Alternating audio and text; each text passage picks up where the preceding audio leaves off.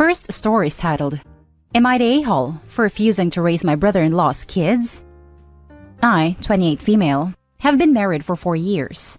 My husband, 29, has a brother who is 2 years older than him. Let's call him Ben. Ben has 2 kids, 6-year-old and 9 months old, with a woman called Amy. When Ben was still with Amy, he was an a-hole towards her. He promised to marry her but never did. Instead, he cheated on her multiple times. So, about 2 years ago, Ben was caught cheating again, and this was Amy's last straw and they broke up. I should add, Ben knew Amy was a few weeks pregnant at this point. Amy, who had been living with her mother, decided to move closer to the city to look for work.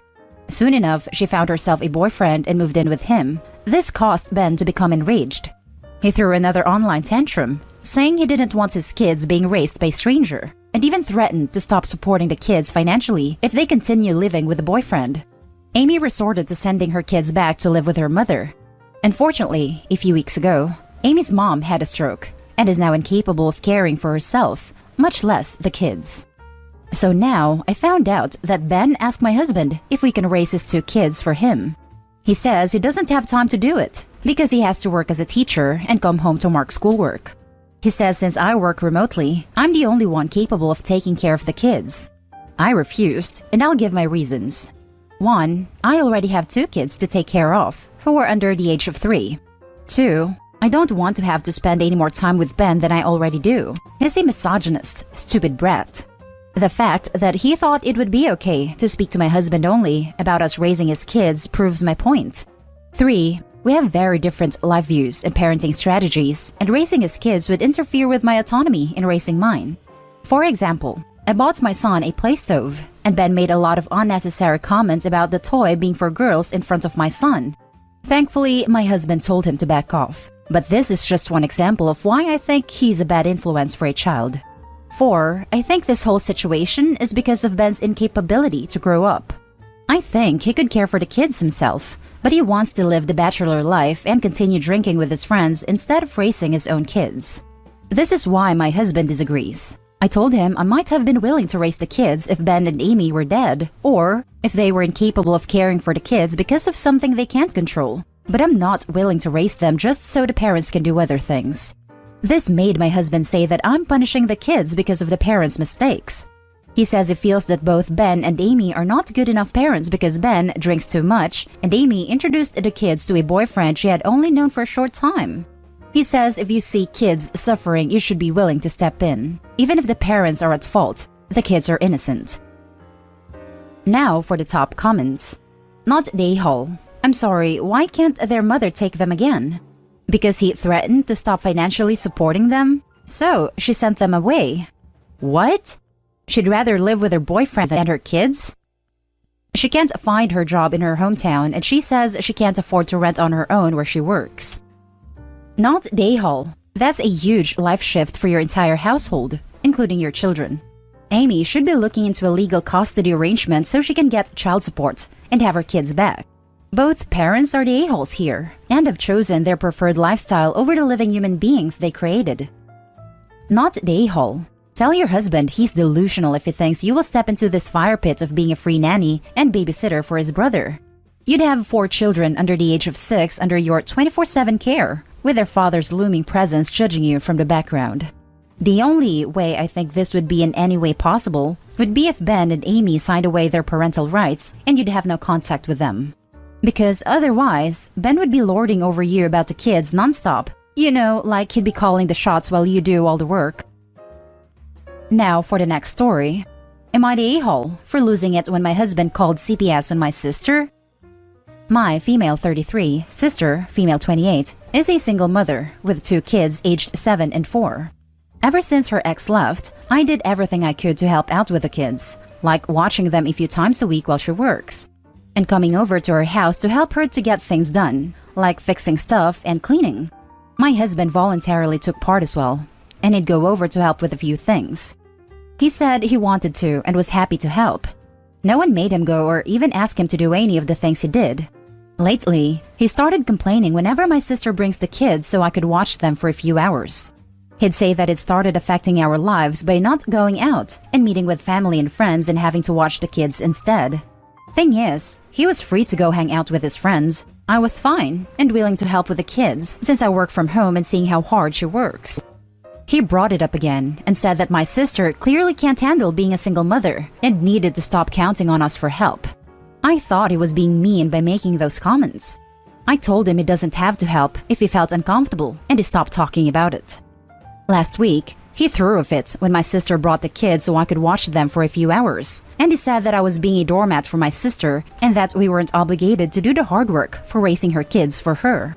He left the house, then came home in the evening. The next day, I got a call from my sister, and she was crying, saying someone called CPS on her and had an agent come over to her house for a surprise visit. First, she said it might have been her in-laws, but later my husband told me he anonymously called CPS on her because he thought that this would be a wake-up call for her to stop counting on us for help and step up as a mother. I was absolutely livid. I lost it and yelled at him. He argued that my sister shouldn't be freaking out as long as she had nothing to worry about. But this was huge. The amount of stress she and the kids must have felt, I can't imagine. I have a bad history with CPS when I was young. He did something awful just because he thought she wasn't good enough and needed some type of warning to get her life together. I yelled at him because no matter how he thought it wasn't a big deal, calling CPS is huge and just wrong. I was so angry with him I couldn't even talk to my sister after what he did. I talked to her and she was feeling upset and frustrated and shaken up. She doesn't know my husband was the one who made a call, and I feel horrible thinking about it. I'm so mad at him despite him apologizing for what he did. Just to clarify, I watch the kids 3 times a week, till noon and sometimes from noon till the evening. No more than 6 hours. I'd visit my husband's family during the weekend. That's when I'd usually go out. It's not like I'm neglecting him or anything, so I don't know why he behaves like this. I had no idea. It never occurred to me that he'd do something like this. There's no excuse for this. It's just so awful and unacceptable. Now for the top comments. Not the a-hole. CPS is not there to waste resources that could have been used on families that actually need the help because he is immature. Your husband needs to get his head out from his behind. Can OP report her husband to CPS for making false/malicious reports? Yes, as he obviously needs some kind of warning to not be a douche. Maybe a visit from the police for filing a false charge would make him step up and be a responsible man by minding his own business. Not the a-hole. It is actually insane that he called CPS because your sister gets you to babysit sometimes. What a horrible experience for your sister, and what a waste of CPS limited resources. The next story is titled, Am I the a-hole for saying I miss it being just me and my dad? My mom died when I, 16 female, was 6. My dad remarried when I was 11. He fell in love hard and fast with his wife and they got married 6 months later. She had 3 kids ages 6, 7, and 9 at the time. It was a lot for me. Everything is so much more. Things are louder and busier and there are so many more people, and I was never excited like they were. But I never wanted to say anything, so I kept my mouth shut and let things happen for my dad, who was so happy. On the inside, I was hurt though. I was hurt that my dad seemed to be so eager to leave everything behind when he got remarried. We no longer did pizza after school on Friday. We no longer watched something together on Sundays before bed. Everything had to include everyone, and when I would ask to do something just with my dad, he would say no and looked confused. One time, my dad asked why I was so eager to do stuff with him, but never cared about family time, and I said because I missed him. He said I never lost him. Then, back in October last year, they put us all into family therapy, because for one of my classes, we had to design something in computer class. I was given a family tree, did the family tree of my dad, mom, and me, and then grandparents, etc. My teacher showed my dad at the PD conference because of how good it was, and he and his wife freaked out about the steps not being included, and so family therapy happened. First therapist was a dud. Second one didn't make anyone feel comfortable, and then when we were supposed to start with a current therapist, COVID hit, and we couldn't do them from home, so we started in July or August. Can't remember when exactly now. Then she was good, and so I opened up. But I don't think they handled it well.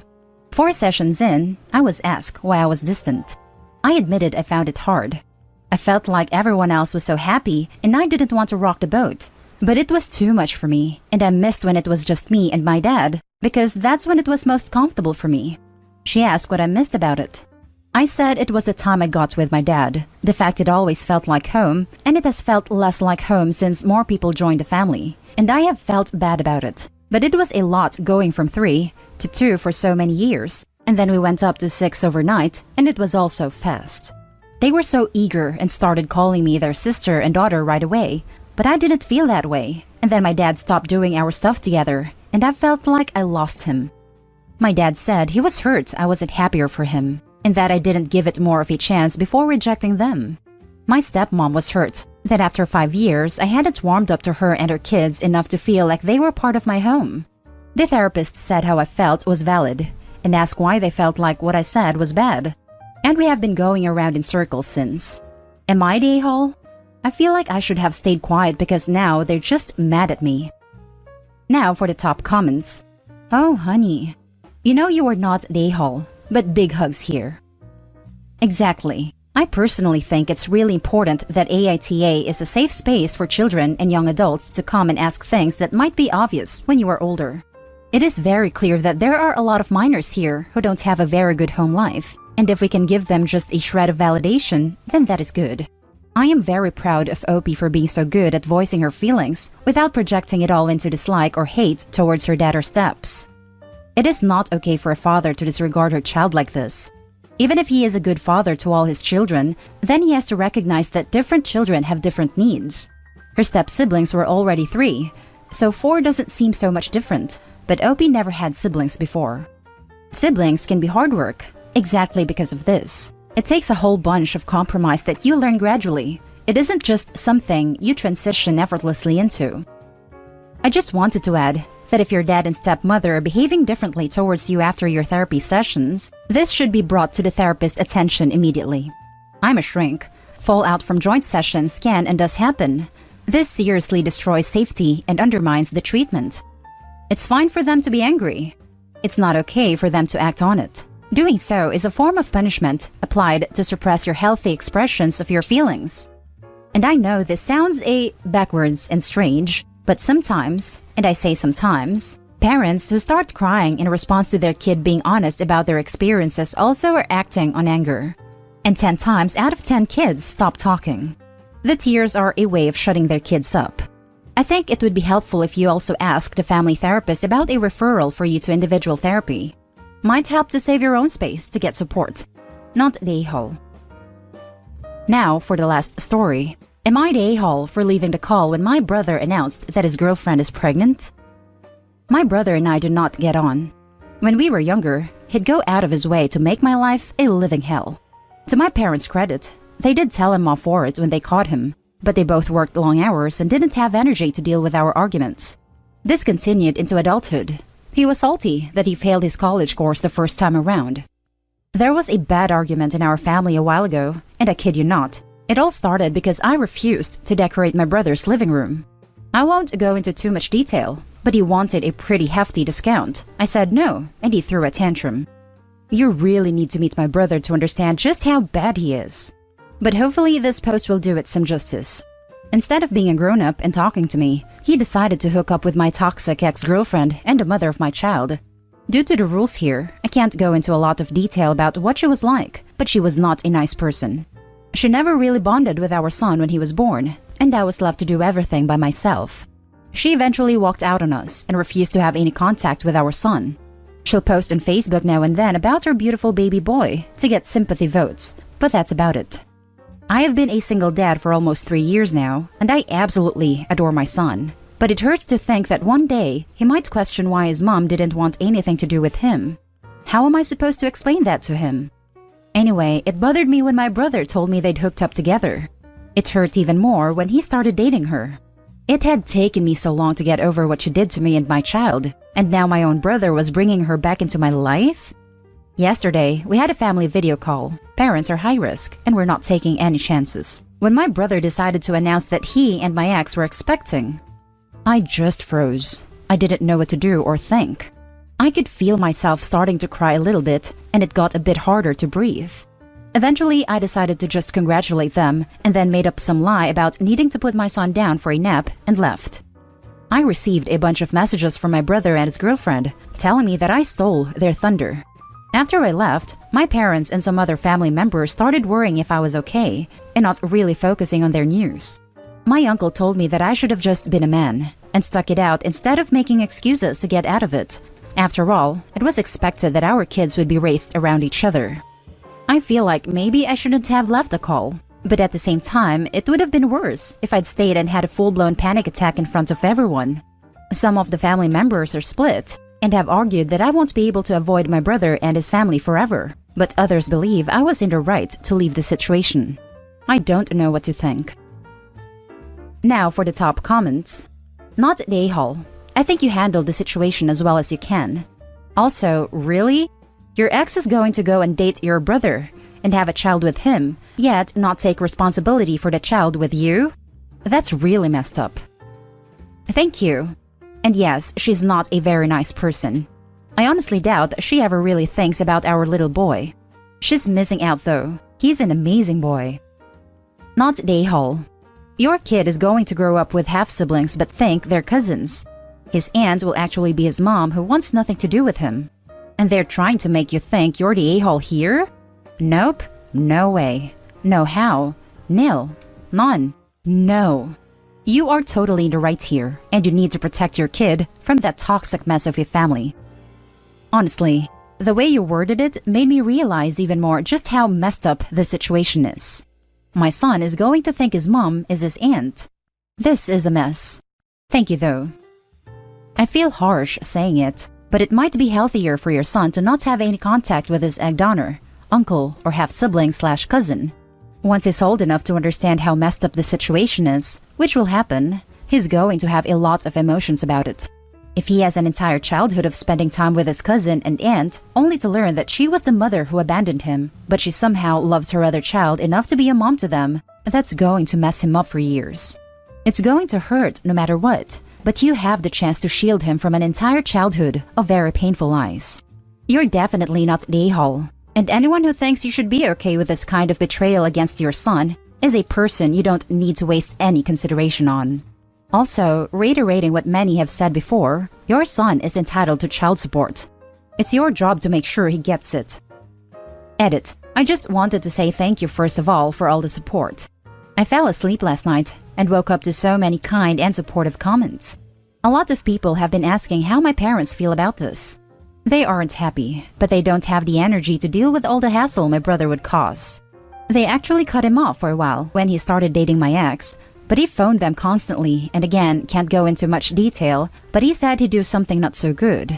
They keep him at arm's length, but I have told them not to cut contact because of me. If they want to cut contact on their own accord, then that's fine, but I do not want to be the reason that they have to deal with his tantrums.